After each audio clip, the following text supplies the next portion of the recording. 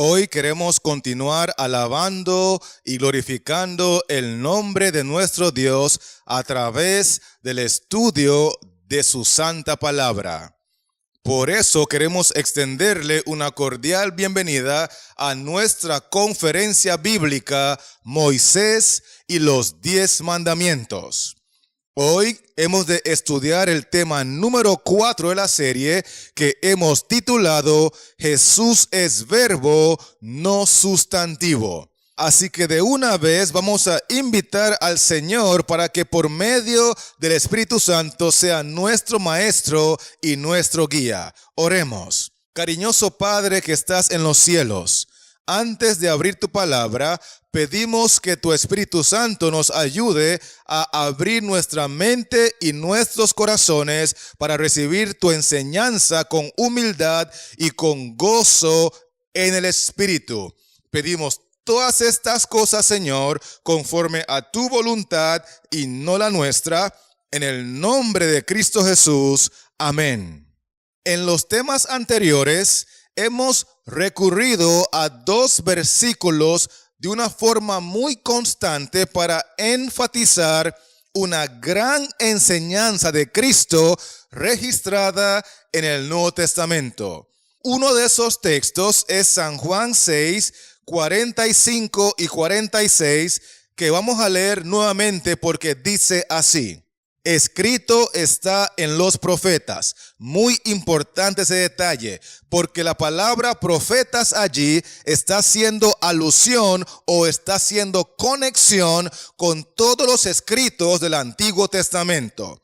Escrito está en los profetas, escrito está en el Antiguo Testamento y serán todos enseñados por Dios. Así que todo aquel que oyó al Padre y aprendió de él, viene a mí. Ahora escuchen bien lo que sigue diciendo el texto 46.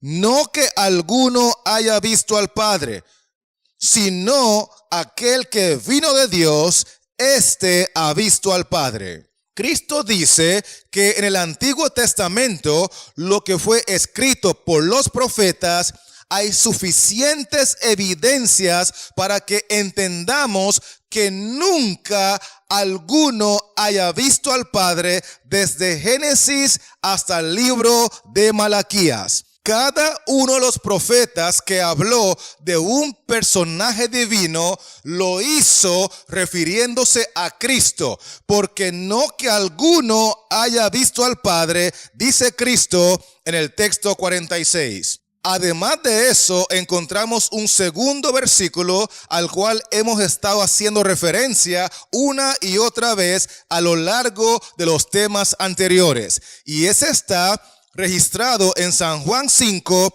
y el versículo 37, palabra de Dios.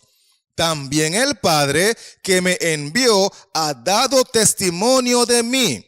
Nunca habéis oído su voz, ni habéis visto su aspecto. Esta es otra evidencia más que encontramos en el Nuevo Testamento, enseñado directamente por Cristo, que ratifica que en el Antiguo Testamento nunca se escuchó la voz de Dios el Padre, ni tampoco se vio su aspecto.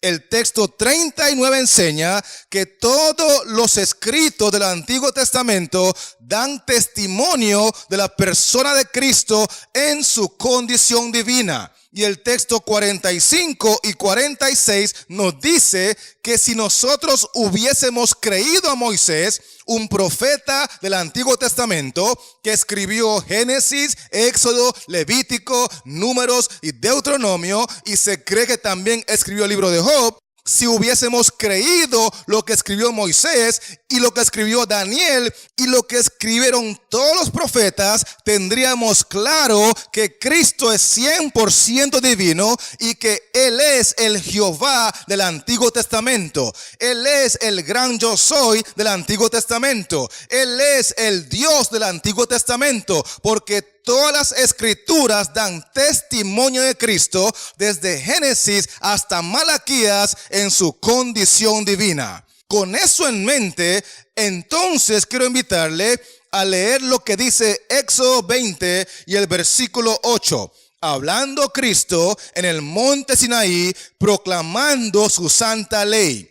Porque los 10 mandamientos fueron proclamados personalmente por Cristo y fueron escritos en tablas de piedra con su propio dedo. Dice el texto bíblico así: acuérdate del día de reposo para santificarlo. Qué importante recalcar que el versículo inicia con la palabra acuérdate. Y eso nos hace entender que las personas que están escuchando estos mandamientos, desde el primero hasta el 10º, ya los conocían, porque de lo contrario, Cristo no les hubiese dicho acuérdate.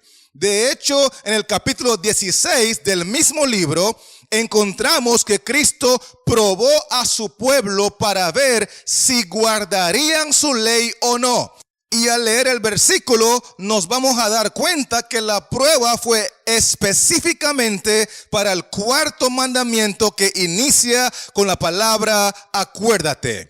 Leamos el capítulo 16, versículos 4 y 5, que dicen así: y Jehová, que es Cristo, dijo a Moisés: he aquí, yo os haré llover pan del cielo, y el pueblo saldrá y recogerá diariamente la porción de un día, para que yo lo pruebe. Escuchen bien, hablando Cristo, para que yo lo pruebe si anda en mi ley o no.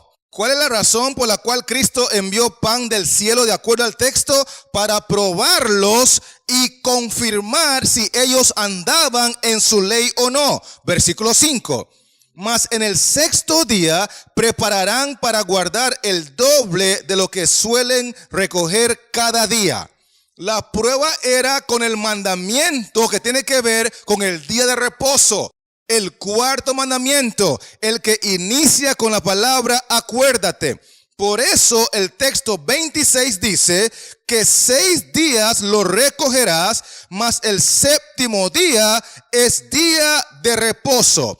En él no se hallará. Muy importante analizar que esta prueba respecto al día de reposo está ocurriendo antes que Cristo proclamara su santa ley en el monte Sinaí. La Biblia enseña que esto está ocurriendo en Éxodo 16. ¿En cuál capítulo? A ver, ¿quién está conectado? ¿Éxodo qué?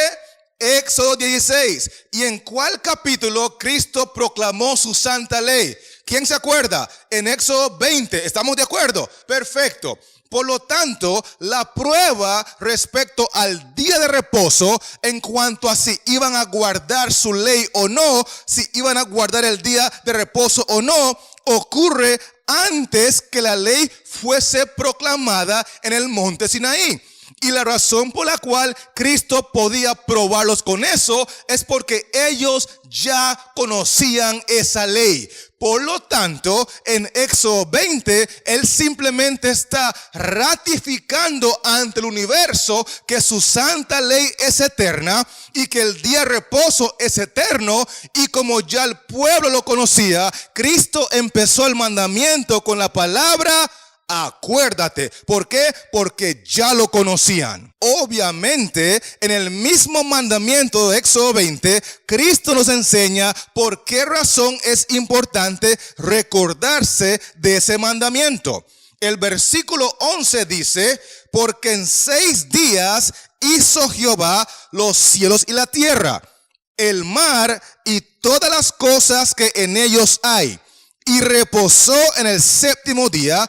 Por tanto, Jehová, que es Cristo, bendijo el día de reposo y lo santificó. El texto dice que la razón por la cual es crucial, es indispensable, es menester recordarse del día de reposo, es porque ese día conmemora, celebra la enorme obra de creación que hizo Cristo en su condición divina. Es una forma de honrar al Creador. Es una forma de decirle al universo que nosotros somos creación de Cristo, que Él nos hizo a su imagen y semejanza y que no venimos de un mono y que antes Watson estaba jorobado, tenía una cola y con los años se fue enderezando, se le cayó la cola y ahora está gordo y pelón. Oh no, eso no es lo que enseña la palabra de Dios. La Biblia dice que en Génesis 1 y el versículo 1, en el principio creó Dios los cielos y la tierra. En el principio creó ¿quién? En el principio creó Dios los cielos y la tierra. Ahora, debo decirle que ese versículo es imposible entenderlo correctamente a menos que lo conectemos con San Juan 1 y el versículo 1. Porque en Génesis 1:1 dice, en el principio creó Dios los cielos y la tierra. Inmediatamente al leer ese texto, nuestra forma de pensar nos dice que la persona que creó los cielos y la tierra es Dios el Padre. Pero cuando usted lee Génesis 1 y el versículo 1, se va a dar cuenta que allí la Biblia se explica a sí misma. La palabra de Dios es su propio intérprete. Y en Génesis 1:1 dice Dios. Pero en Juan 1:1 dice, en el principio era el verbo. Es decir, aunque usted cree que era Dios el Padre, en realidad no era Dios el Padre, era el verbo. Y Juan 1 explica con lujo de detalles que el verbo es Cristo. El versículo 14 dice que el verbo se hizo carne, que el verbo es el unigénito Hijo del Padre. Así que no hay duda alguna de que el verbo es Cristo. Y lo que Juan está diciendo es, aunque usted cree que en el principio era Dios el Padre, aunque la mayoría cree que en el principio era Dios el Padre el que estaba creándolo todo, quiero aclararle que en el principio, en realidad, el que estaba creándolo todo era Cristo, era el verbo, porque Jesús es verbo, no sustantivo. Y por eso el texto 1 sigue diciendo que Cristo, que es el verbo, no estaba solo. Dice allí, en el principio era el verbo y el verbo era con Dios. En otras palabras, el verbo estaba con Dios el Padre. Quiero que noten que en Génesis 1:26, cuando Cristo iba a crear, Él dijo, hagamos al hombre a nuestra imagen. Cristo habló en plural porque en el principio, aunque era Él el que estaba creando, no estaba solo, estaba con Dios el Padre. Estaba con el Espíritu Santo, porque en Génesis 1:2 dice que el Espíritu de Dios se movía sobre la faz de las aguas. Por lo tanto, estaba el verbo, que es Cristo, estaba Dios el Padre y también estaba el Espíritu Santo. Ahora bien, ¿en qué condición estaba Cristo en el principio de acuerdo a Juan 1:1? La última parte del texto dice que el verbo era ¿qué? Que el verbo era Dios. En otras palabras, Cristo estaba en condición divina porque Él es un integrante de la familia divina. El versículo 1 utiliza el título Dios dos veces. La primera vez es una referencia al Padre y la segunda vez es una referencia al Hijo, porque los dos son integrantes de la misma familia. La familia divina está compuesta por tres personajes distintos y separados, pero todos pueden intercambiar los títulos o los nombres que tienen que ver con la divinidad. Y aunque la mayoría de la gente cree y muchos siguen creyendo que en el principio era el Padre el que estaba creando, dice aquí que el que estaba creando todo era el Hijo. Noten el texto 3 que dice lo siguiente: todas las cosas por Él fueron hechas, hablando del verbo que es Cristo, y sin Él nada de lo que ha sido hecho fue hecho.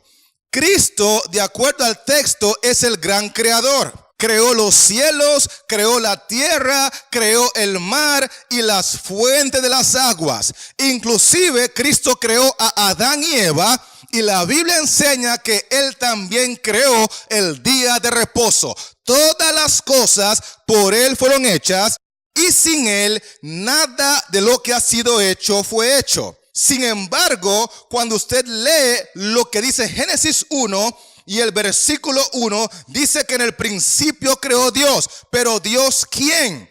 ¿Dios el Padre o Dios el Hijo? Porque en San Juan 1:1 vimos que el título Dios se usa dos veces. La primera vez para referirse al Padre y la segunda vez para referirse al Verbo, que es el Hijo.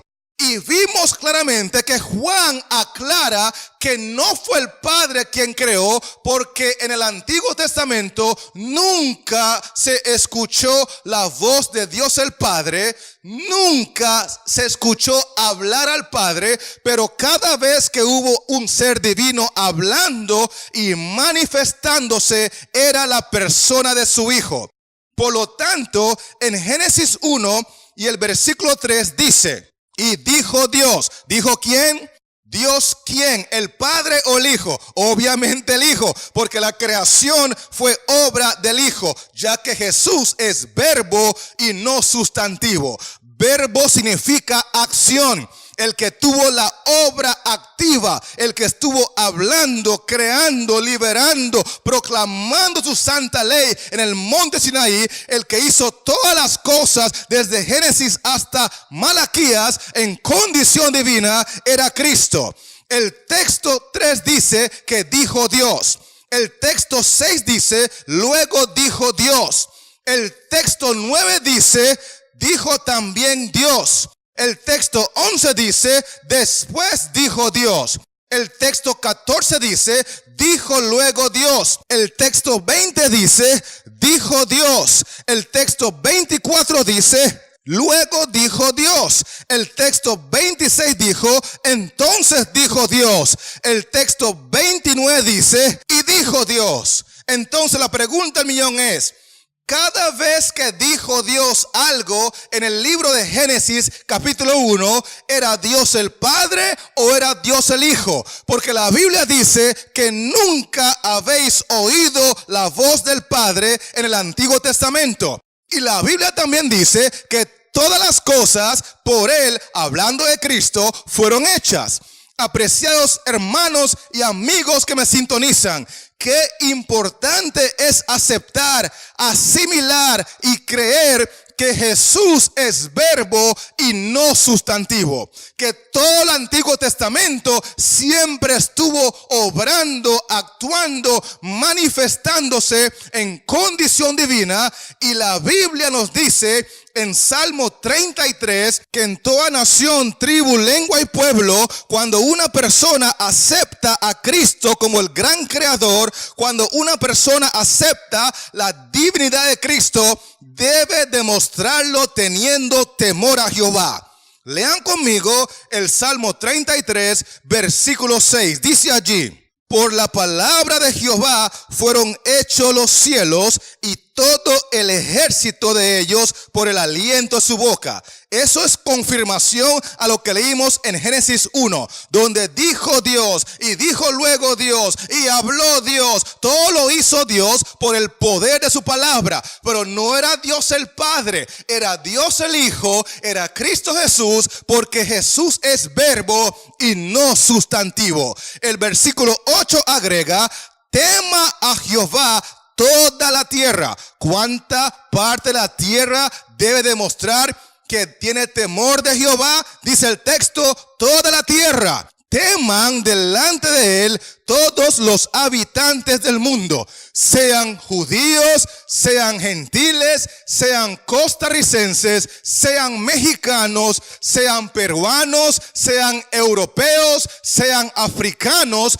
Todos los seres humanos del mundo deben tener temor a Jehová si aceptan que Cristo, por el poder de su palabra, es el gran creador. Por eso el texto 9 confirma, porque Él dijo, hablando de Cristo, Él dijo y fue hecho. Él mandó y existió. ¿Por qué? Porque hay poder en la palabra de Cristo. Con razón, Hebreos 11:3 dice, por la fe entendemos haber sido constituido, haber sido creado el universo por la palabra de Dios, de modo que lo que se ve fue hecho de lo que no se veía. Cristo simplemente dijo, sea la luz, y se hizo la luz, porque su palabra es poderosa. Él dijo y fue hecho, Él mandó y existió, y todo lo que tú y yo vemos en este mundo fue hecho de lo que no se veía. Hay poder en el nombre de Jesús.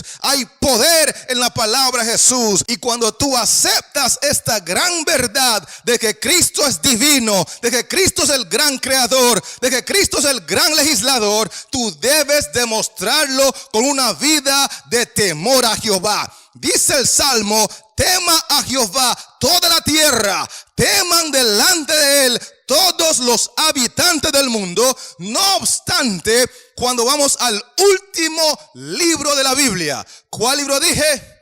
El último libro de la Biblia, Apocalipsis 14, el versículo 6 y 7 nos enseña que antes de que la humanidad tuviese temor a Jehová, más bien la humanidad está rebelada contra Jehová. Por eso la invitación de Jehová es la siguiente: vi volar por en medio del cielo a otro ángel que tenía el evangelio eterno para predicarlo a los moradores de la tierra, a toda nación, tribu, lengua y pueblo, diciendo a gran voz, temed a Dios y dadle gloria, porque la hora de su juicio ha llegado. Ahora escuchen bien la última parte del texto 7. Y adorad a aquel que hizo el cielo y la tierra, el mar y las fuentes de las aguas. ¿Notaron que en el tiempo del fin Dios está mandando un mensaje crucial a todo rincón del planeta, porque la gente no está teniendo temor de Jehová? ¿Notaron que el texto 7 termina diciendo, adorad a aquel que hizo el cielo y la tierra, el mar y las fuentes de las aguas? Permítame preguntar a todos los que estamos aquí conectados, de acuerdo a lo que hemos estado estudiando, ¿quién es el gran creador?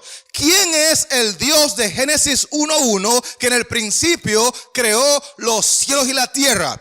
¿Era el Padre o era el Hijo? ¿Qué es lo que dice la palabra de Dios? A ver, ¿cuántos creen que era el Padre? Manos arriba. Ok, no hay manos arriba. Perfecto, bajen la mano. Ahora bien, ¿cuántos creen que el que creó los cielos y la tierra y todo lo que existe en el planeta era el Hijo, era el Verbo, era Cristo? A ver, manos arriba. Gloria a Dios. Aquí todo el mundo está conectado. Aquí el Espíritu de Dios está guiándonos a toda la verdad. Y bendito sea su nombre, porque aquí dice en Apocalipsis 14 que en toda nación, tribu, lengua y pueblo todavía hay personas que no están adorando a Cristo como el gran creador. No están demostrando su temor a Jehová a través de una adoración al creador. Y eso es lo que Dios está pidiendo y demandando en Apocalipsis 14, 6 y 7. Temed a Dios y adorad al Creador. Temed a Dios y adorad a Cristo, porque Cristo es el gran creador. Y si usted pone un dedo aquí en Apocalipsis 14 y me acompaña rápidamente a Éxodo 20, pero no pierda Apocalipsis 14, porque quiero que comparemos la última parte del texto 7 con lo que dice Éxodo 20 en el versículo 11. Note la conexión que hay entre el cuarto mandamiento y el llamado de Dios a toda nación, tribu, lengua y pueblo de tener temor a Dios y adorar a Cristo como creador. Éxodo 20, versículo 11 dice así: porque en 6 días hizo Jehová los cielos y la tierra. Ya sabemos que Jehová allí es Cristo. Cristo hizo los cielos y la tierra en 6 días. Y dice el texto que también hizo el mar y todas las cosas que en ellos hay. ¿Notaron que esta es una frase idéntica a la que aparece en Apocalipsis 14:7? Dice allí, Adorad a aquel que hizo el cielo y la tierra y el mar y las fuentes de las aguas. Porque el Cristo de Éxodo 20 es el mismo Cristo de Apocalipsis 14 que no está recibiendo la adoración que Él se merece. Lo que Dios está diciendo en su palabra es que el mundo está rechazando la divinidad de Cristo. El mundo está rechazando que Cristo creó todo lo que existe, incluyendo el santo sábado. Apocalipsis 14, versículo 7, está estrechamente conectada con Éxodo 20, 11. Adorar al Creador, adorar a Cristo, es una orden que aparece en Éxodo 20, en el cuarto mandamiento. Del versículo 8 al 11 nos enseña a conmemorar la creación obedeciendo el mandamiento del día de reposo. Sin embargo, en el fin de la historia, Dios mira en todo el mundo la desobediencia y el rechazo que hay hacia la divinidad de Cristo, y por eso la palabra de Dios nos dice que es importante arrepentirnos y convertirnos, aprendiendo a tener temor a Dios y demostrarlo adorando a Cristo como el gran creador. Teniendo eso en mente, es importantísimo leer lo que dice el profeta Isaías en el capítulo 40 y el texto 28. Porque él dice allí: ¿no has sabido, no has oído que el Dios eterno es Jehová, el cual creó los confines de la tierra? Está hablando Isaías de Cristo, el creador. No desfallece ni se fatiga con cansancio, y su entendimiento no hay quien lo alcance. Dice Isaías que Cristo no descansó el séptimo día por cansancio. Eso implica que la razón tiene que ser otra, porque el Creador no se cansa, sin embargo, Él descansó el séptimo día. Y la respuesta a esa interrogante la encontramos en San Marcos 2 y el texto 27, porque allí dice que el día de reposo fue hecho por causa del hombre. Es decir, el día de reposo fue hecho para el hombre, y Cristo descansó en el séptimo día de la semana de creación para enseñarle al hombre, a Adán y Eva, cómo se guarda correctamente el día de reposo. Por eso el texto siguiente, el 28, nos enseña que el Hijo del Hombre, que es Cristo, es Señor aún del día de reposo. Cristo creó a Adán en el sexto día, y Cristo creó el día de reposo el séptimo día. Y como Cristo es entonces el creador de ambas cosas, tanto de Adán como del día, el texto 28 nos dice que Él es el Señor aún de Adán y el Señor aún del día de reposo. Por lo tanto, si aceptamos a Cristo como nuestro Señor, también tenemos que aceptarlo como nuestro creador. Y al aceptarlo como el creador, es indispensable adorarlo en el día que Él estableció para la conmemoración, para la celebración de su magna obra de creación, porque todas las cosas por Él fueron hechas, incluyendo el santo día de reposo. Con eso en mente, quiero animarle para que me acompañe al primer libro de la Biblia, al libro de Génesis, el capítulo 2, para leer en el versículo 2 y 3, 5 cosas cruciales que hizo Cristo en la primera semana de este planeta. Lean conmigo Génesis 2, versículos 2 y 3. Dice allí la palabra de Dios: y acabó Dios en el día séptimo la obra que hizo. Punto número 1. Cristo creó el séptimo día de la semana. Ese día no existía hasta que Él lo creó. Muy importante ese detalle. Y creó este día después de haber creado a Adán el día anterior. Por eso en Marcos 2:27 dice que el hombre fue creado primero. Por eso el día de reposo fue creado para el hombre o por causa del hombre y no el hombre por causa del día de reposo. Cristo creó a Adán el sexto día y entonces el día siguiente Cristo creó el séptimo día, que es el día de reposo. Punto número 2. Dice allí, y reposó el día séptimo de toda la obra que hizo. Así que el primer punto es que Cristo creó el día séptimo, el día de reposo, y el punto número 2 es que ese día, cuando lo creó, la única obra que hizo fue reposar en las 24 horas del día. No creó árboles, no creó astros, no creó animales, lo que hizo fue reposar. 2 puntos claves: creó el día y después reposó en las horas del día. Vamos a avanzar al texto 3 para identificar el punto número 3. Dice allí, y bendijo Dios al día séptimo. Esa persona que bendijo el día séptimo, ya sabemos que no es Dios el Padre, era Dios el Hijo, era Cristo. Así que Cristo bendice el día séptimo. Lo creó, reposó y lo bendijo. Punto número 4. Dice allí, y lo santificó. Separó el día séptimo de los otros 6 días para darle un uso especial. Eso significa santificarlo. Y ese uso especial era para adoración, para que Él, como el gran creador, fuese adorado por todas sus criaturas en toda nación, tribu, lengua y pueblo, que reconocieran que Él creó todo por el poder de su palabra y entonces demuestran su temor a Él, adorándolo como el gran creador. Hemos visto entonces 4 puntos cruciales. A ver, ¿quiénes se acuerdan los primeros 4 puntos antes que mencione el número 5? Vamos a repasar rápidamente. Número 1, ¿qué fue lo que hizo?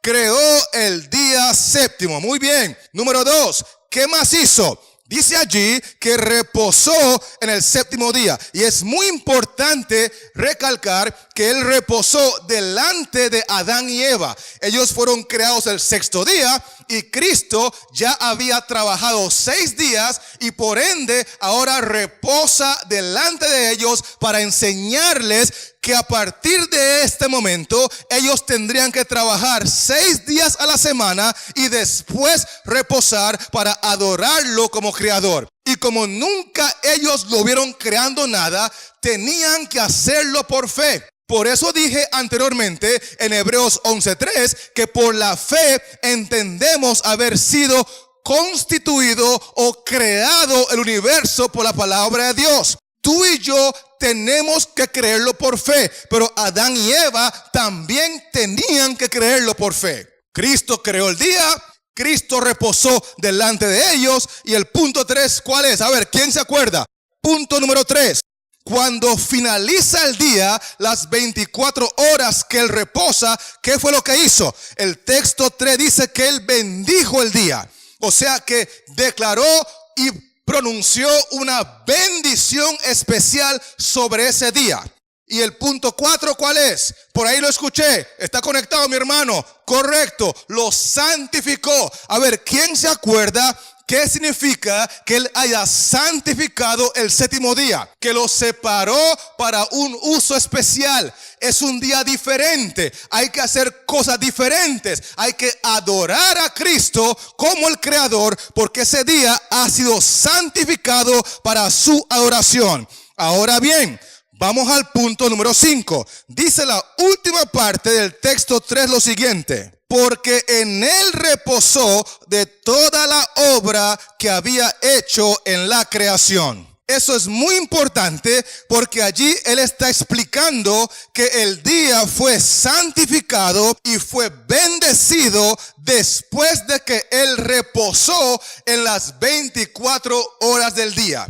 Es decir, que que para que un día pueda ser bendecido por el Creador y santificado, puesto a un lado para uso especial, primero el Creador tiene que tener 6 días previos de acción y movimiento, porque Jesús, el Creador, es verbo, no sustantivo. Y después de los 6 días de acción y movimiento, el Creador necesita reposar por 24 horas continuas en el séptimo día, para posterior a eso bendecir al día y declararlo santo. Si usted no encuentra otro relato de creación en la Sagrada Escritura, significa que no hay otro día de reposo en el cual se pueda adorar a Cristo, porque este es el único proceso por el cual un día puede ser bendecido por Cristo y puede ser santificado por Cristo. Tiene que haber 6 días previos de creación y luego un día séptimo de descanso, donde Él, después de las 24 horas, bendice el día y lo santifica. Cualquier otro argumento no es bíblico, y por eso yo sigo creyendo que aunque las mayorías aceptan otro día como día de reposo, no hay evidencias en ninguna parte de la Biblia de que Cristo haya vuelto a crear para santificar posteriormente a su creación otro día como el día santo. ¿Será que me estoy dando a entender? Son 5 puntos cruciales, hermanos. Son 5 puntos claves. De hecho, en los versículos 2 y 3, Cristo repite una palabra 3 veces para afianzar y ratificar en nuestra mente que el día de reposo no puede ser un día al azar, no debe ser un día que usted escoja.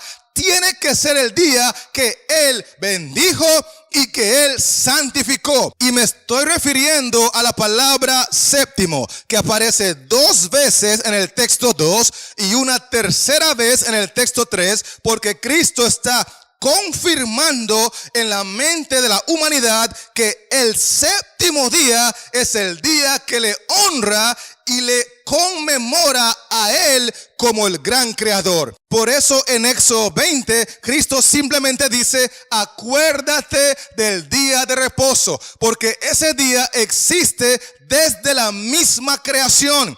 No es un día que apareció en el transcurso de la historia bíblica. Es un día que fue bendecido y santificado por Cristo desde el mismo principio del planeta. Y la Biblia enseña en San Marcos 15, 42 y 43 que Cristo murió en lo que se conoce como el día de preparación. Y el día que le seguía al día de preparación en la Biblia es el día de reposo. Tome nota de esos textos y léalo con cuidado en su casa.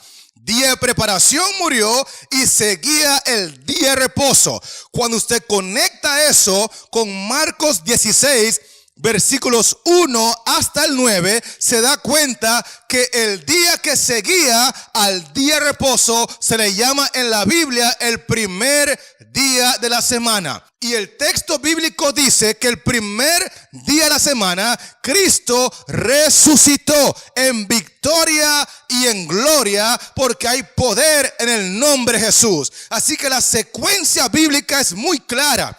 Muere en el día de preparación. El día que le sigue es el día de reposo, está sepultado. Y el día que continúa después del día de reposo es conocido en la Biblia como el primer día de la semana. Ese es el día que Cristo resucitó en victoria. Con esa secuencia no hay lugar para dudas. El día que Cristo murió, llamado en la Biblia día de preparación, es conocido universalmente como el viernes. El día que le sigue al viernes, que la Biblia llama día de reposo, lo conocemos universalmente como el sábado. Y el día que Cristo resucitó, que es el día que continúa después del día de reposo, y la Biblia identifica como el primer día de la semana, es lo que conocemos universalmente como el domingo. murió el viernes de preparación, estuvo sepultado el día de reposo y resucitó el primer día de la semana, que es domingo, porque los domingos son días comunes y corrientes, los viernes son días comunes y corrientes, pero los sábados Cristo sabe que son días de descanso, y por eso cuando culminó su obra de redención en la cruz, descansó en la tumba el santo sábado para reanudar su obra el domingo temprano en la mañana. Cristo obedeció el mandamiento al pie de la letra todos sus 33 años y medio en esta tierra, porque Cristo vino a demostrar y a enseñar a la humanidad la forma correcta de guardar su santo sábado. Por eso dice Marcos 2:28 que Cristo, el Hijo del Hombre, es Señor aún del día de reposo. Creó el santo día, le enseñó a Adán y Eva cómo se guardaba, y cuando vino al mundo le enseñó a la humanidad cómo se guardaba, porque no hay nadie mejor que Él para darnos cátedra de cómo se guarda el santo día para gloria de su nombre. Pero con todo y eso, hay una gran cantidad de personas que se pasan la vida argumentando y buscando razones para denigrar, para pisotear y para rechazar la importancia de guardar el santo sábado para la gloria del gran creador que es Cristo Jesús. Y entre esos argumentos quizás tú mismo hayas escuchado que se dice que no hay que guardar el día de reposo sábado porque eso era para los judíos. Permítame recordarle que en Éxodo 20 y el versículo 10, Cristo dice lo siguiente. ¿Quién dijo? Cristo dice lo siguiente: mas el séptimo día es reposo para Jehová tu Dios.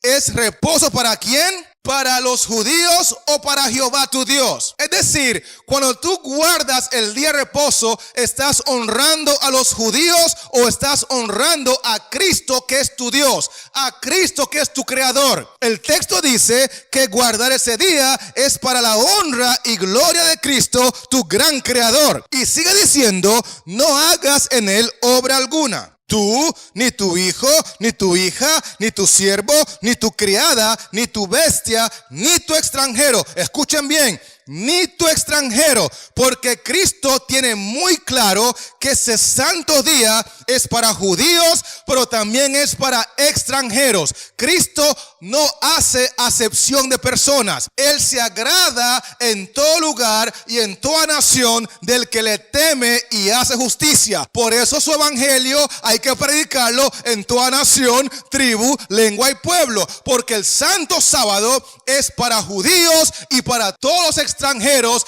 independientemente de su nacionalidad. Por otro lado, algunos argumentan que todos los días son días de reposo.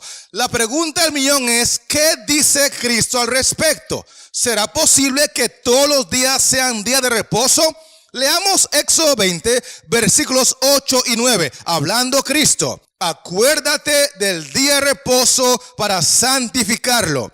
6 días trabajarás y harás toda tu obra. ¿Cuántos días hay que trabajar? 6 días trabajarás. Por lo tanto, no es correcto promover que todos los días son días de reposo, porque si fuese así, entonces nadie trabajaría. Y Cristo mismo dice, con el sudor de tu rostro comerás pan. Y en otro lado Cristo dice que el que no trabaja, que no coma. Por lo tanto, 6 días son para trabajar, y el texto 10 dice, mas el séptimo día es reposo para Jehová tu Dios. No hay tal cosa como que todos los días son días de reposo. Y por allí hay algunos que se llenan la boca diciendo que es que el día de reposo es un asunto del viejo pacto y que ahora estamos en el nuevo pacto. ¿Ha escuchado usted eso alguna vez, hermano? Se está riendo, ¿verdad? Es que sí, salen con cada cuento de que el día de reposo es el viejo pacto. Ahora escuchen bien lo que les voy a decir. Cada vez que Dios hizo un pacto con su pueblo, era porque estaba interesado en salvarlos. Los pactos vienen después del pecado. Antes del pecado no había necesidad de que Cristo hiciera un pacto con su pueblo. ¿Me están siguiendo, sí o no? Ahora bien, la Biblia enseña que en realidad el día de reposo, el santo sábado, no es un asunto del viejo pacto. Porque si usted lee Génesis 2, del 1 al 3, dice allí que mucho antes de que el hombre pecara, ya existía el santo sábado. El texto 8 de Génesis 2 dice que Cristo creó el Edén, el paraíso, y colocó a Adán y Eva allí, y ellos debían guardar el santo sábado dentro del paraíso. No había ni viejo pacto ni tampoco nuevo pacto, porque el santo sábado existe antes de cualquier pacto, porque el santo sábado no tiene nada que ver con pecado y los pactos son entre Cristo y pecadores. ¿Me estoy dando a entender? Por lo tanto, si usted ama a Cristo, necesita reconocer que el santo sábado es un asunto eterno y es una gran bendición guardarlo por amor a Cristo y en obediencia a su santa ley. Pero otros dicen que es que ellos no guardan el santo sábado porque es una carga. ¿Han escuchado ese argumento? Que el sábado es una carga. Permítame recordarle lo que Cristo dice en Éxodo 20 y el versículo 11. La última parte del texto dice así: por tanto, Jehová, que es Cristo, bendijo. ¿Qué cosa hizo? Dice allí que Jehová, que es Cristo, bendijo el día de reposo. Pregunto, ¿puede un matrimonio bendecido por Cristo ser una carga? ¿Sí o no? ¿Es una carga que Cristo bendiga tu matrimonio? ¿Cuántos les gustaría que Cristo pueda bendecir tu matrimonio? A ver, manos arriba. Gloria a Dios. Porque cuando Cristo bendice un matrimonio, no hay tal cosa como que eso sea una carga. Pregunto, ¿es una carga que Cristo te haya dado esos hijos que le pediste en oración o son tu bendición? ¿Ah? Es que es incongruente el argumento de que Cristo nos da un día bendecido para adorarlo a Él como creador y que la gente cristiana y aún pastores, apóstoles cristianos estén diciendo que el santo día de reposo, el santo sábado, es una carga. Si Cristo lo bendijo, no puede ser una carga. Tiene que ser una ¿qué? Tiene que ser una bendición.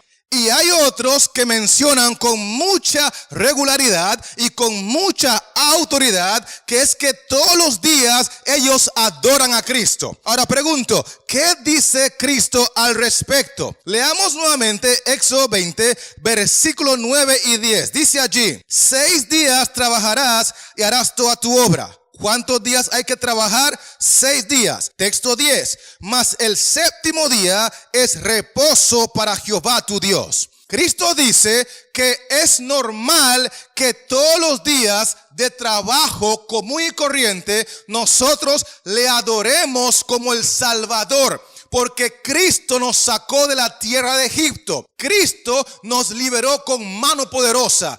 Cristo nos salvó por su gracia. Cristo nos ha librado de accidentes, de pestes, de enfermedades, de problemas financieros. Cristo en nosotros es la esperanza de gloria. Por lo tanto, los 6 días de trabajo común y corriente es muy normal que le adoremos como nuestro Salvador. Porque el mismo que está hablando en Éxodo 20, el mismo legislador, el mismo creador, también es el Salvador. Y tenemos 6 días de la semana para honrarle y adorarle como Salvador, más el séptimo día, dice el texto 10, entonces hay que adorarle como creador. Y el problema con el mundo cristiano es que muchos le aceptan como Salvador, pero la gran mayoría le rechaza como creador. La gran mayoría rechaza su divinidad, al igual que hicieron los judíos. ¿Me estoy dando a entender?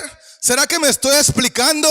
Porque yo sé que estos argumentos son muy comunes y quizás algunos de ustedes hasta los han repetido porque eso es lo que han escuchado. Pero quiero decirle que la razón por la cual estás aquí hoy es porque Dios en su misericordia te sigue amando, te sigue buscando y sabe que en tu corazón tú eres sincero y que nunca habías tenido la oportunidad de entender correctamente la palabra de Dios. Y aún los que me están escuchando por el internet y por las redes sociales, Jesús conoce tu vida y se ha encargado de enviarte la luz de la verdad, porque conoceréis la verdad y la verdad os hará libres. Y en esa misma línea de pensamiento, estoy seguro que ustedes habrán escuchado que es que ya no hay que guardar el santo sábado porque no estamos bajo la ley, sino bajo la gracia, ¿cierto?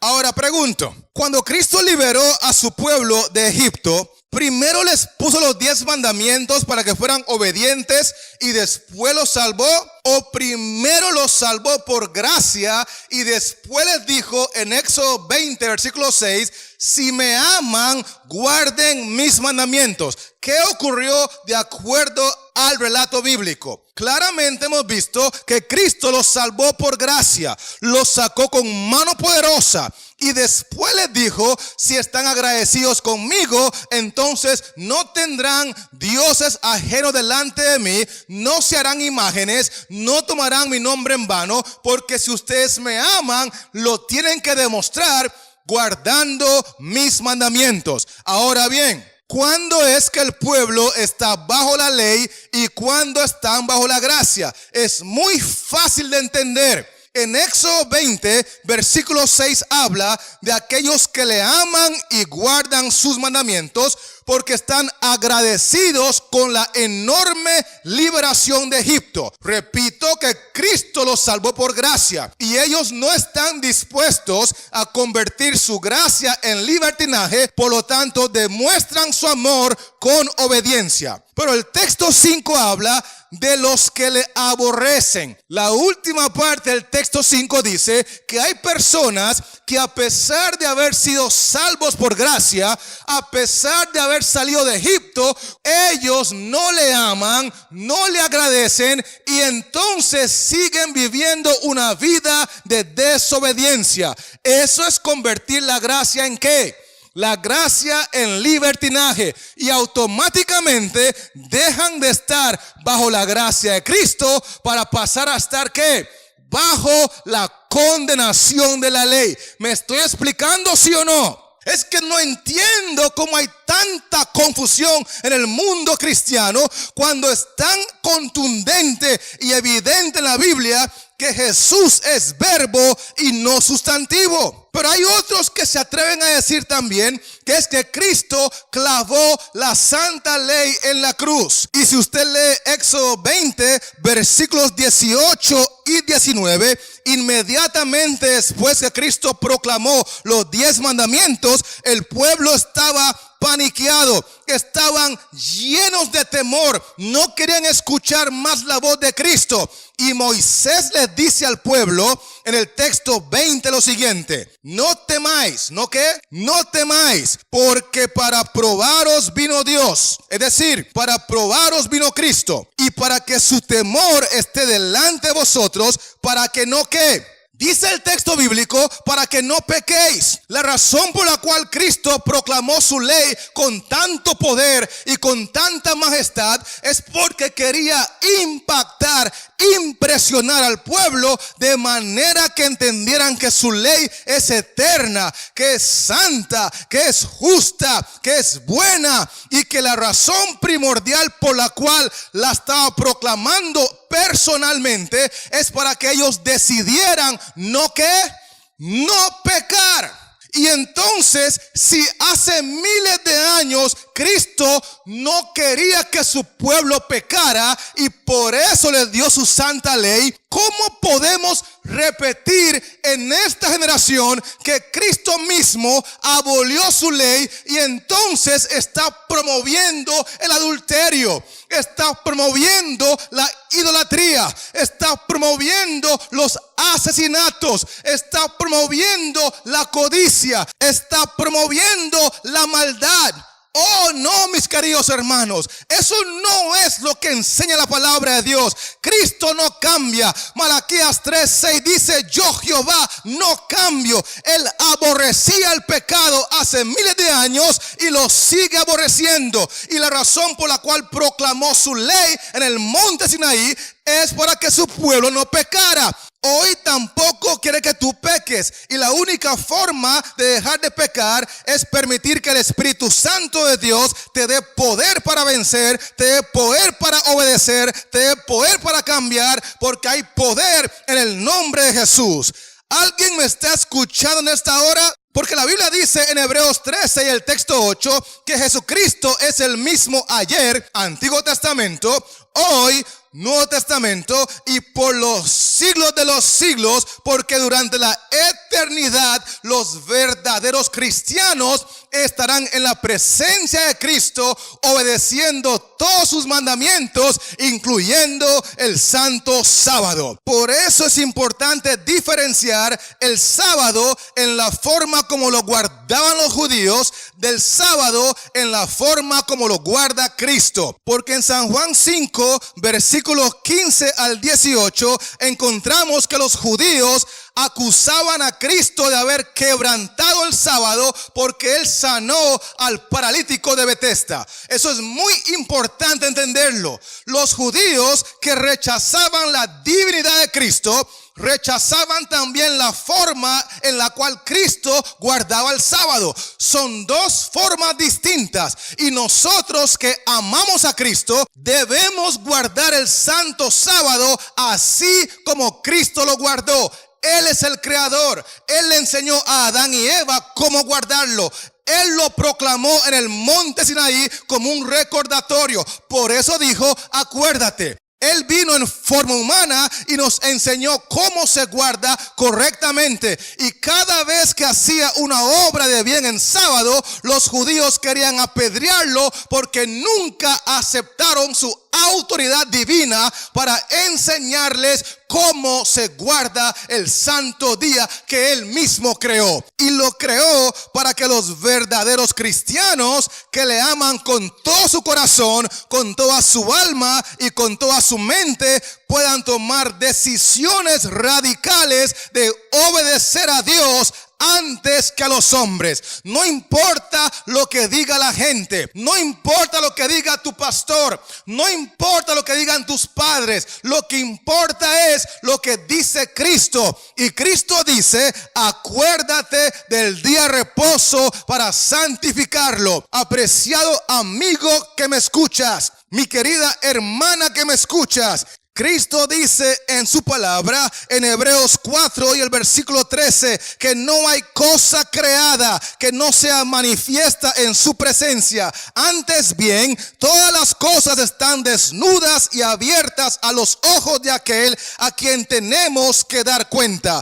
Hoy hemos hablado claramente la palabra de Dios. Cristo habló claro en la creación. Su palabra fue clara. En el monte Sinaí habló con poder y claridad. En el Antiguo Testamento su palabra es clara. En el Nuevo Testamento su palabra es clara. Pero cuando una persona no quiere rendirse a la autoridad de Cristo, cuando una persona no quiere aceptar la palabra de Dios así como está escrita, esa persona sigue buscando argumentos, justificaciones y excusas, aunque la palabra sea clara. Y yo sé que hoy, por la gracia de Dios, el Espíritu Santo ha presentado una palabra clara, sencilla y poderosa para que todo aquel que en él cree no se pierda, mas tenga vida eterna. Pero el texto 13 dice que si usted rechaza la palabra, que es viva y eficaz y más cortante que toda espada de dos filos, al final de la historia, ese mismo Cristo creador, ese mismo Cristo legislador, ese mismo Cristo que hoy es intercesor, ese mismo Cristo que vendrá como Rey de Reyes y Señor de Señores, es el mismo Cristo que en el juicio final te pedirá cuentas del por qué no hiciste su voluntad, del por qué no cambiaste de pensamiento, del por qué no renunciaste a tus propias cosas conclusiones y opiniones, cuando la palabra de Dios fue tan clara y contundente. El texto 13 dice que estaremos desnudos y abiertos ante sus ojos, porque aquel a quien tenemos que dar cuenta es el mismo creador, es el mismo legislador, es el mismo intercesor, es el mismo Rey de Reyes y Señor de Señores, porque en San Juan 5 y el texto 22 dice que el Padre a nadie juzga, sino que dio todo el juicio al Hijo, porque, apreciados hermanos y amigos,